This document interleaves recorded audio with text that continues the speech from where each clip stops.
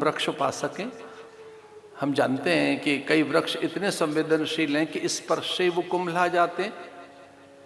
हमारी जो मानसिक संवेदनाएं, जो मनोभाव हैं, उनसे ही वो व्याकुल होते हैं। सबसे निकट वो हमारे हैं। उसके अधिक संवेदनशील पशु और पंछी हैं, उनसे अधिक संवेदनशील प्रकृति के अन्य घटक हैं। उनके पूजन की भागवत में चर्चा है।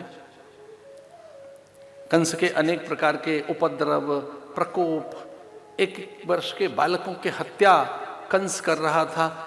इस कारण वो एक सुरक्षित स्थान पर जाना चाहते थे जहां बालक की रक्षा की जा सके। भगवान की बाल लीलाएं चल रही हैं।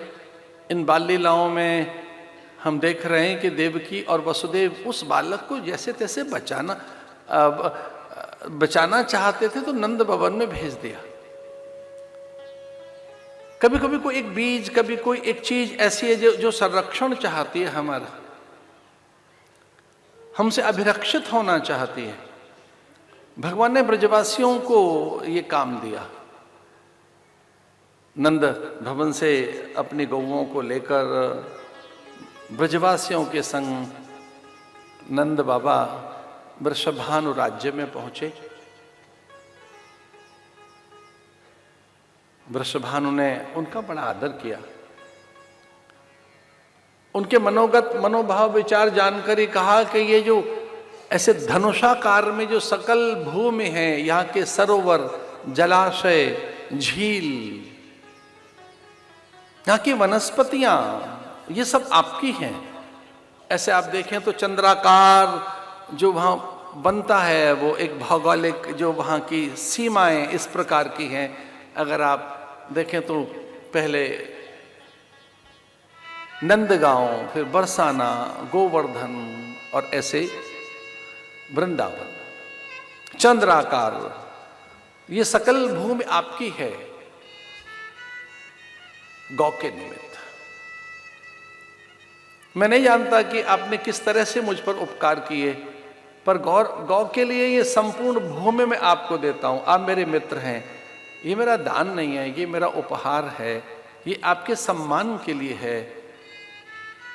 9 लाख गौएं नंद बाबा के पास।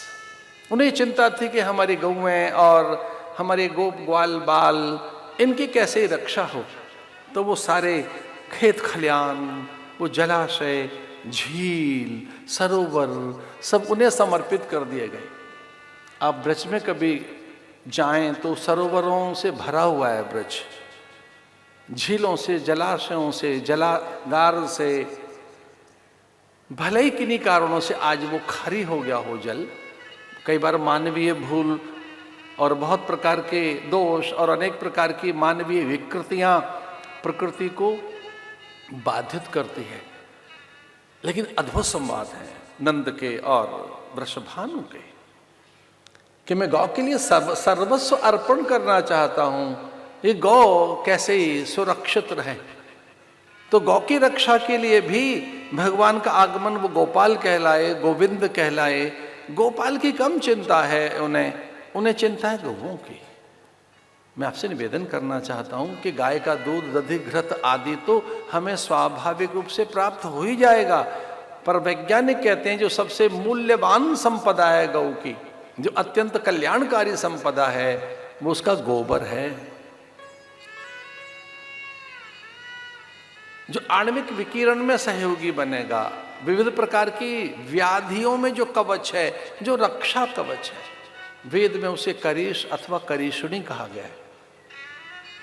करीश गोबर को कहते हैं, और गोबर के ऊपर एक जो झिल्ली बनती है श्वेत रंग की, गोबर के ऊपर एक आवरण बनता है, उसका नाम है करीशुणी। वेद में उसको बताया वैदिक मंत्र के माध्यम से। हम सब जानते हैं, बड़ा प्रचलित मंत्र है ये। ओम गंधद्वारा दुरादर्शाम नित्य पुष्टाम करीशणीम ईश्वरीं सर्वभूतानां तामेहो भवे श्रियम्। जो श्री है, औषधि है, प्राण सत्ता को सहेजने के लिए, विशेषकर मन को नियंत्रित करने के लिए, मन बुद्धि चित्त चेतना की गतिमति में संतुलन के लिए एकमात्र कोई एक धरती पर अलौकिक औषधि है तो वो झिल्ली है, करीषणी।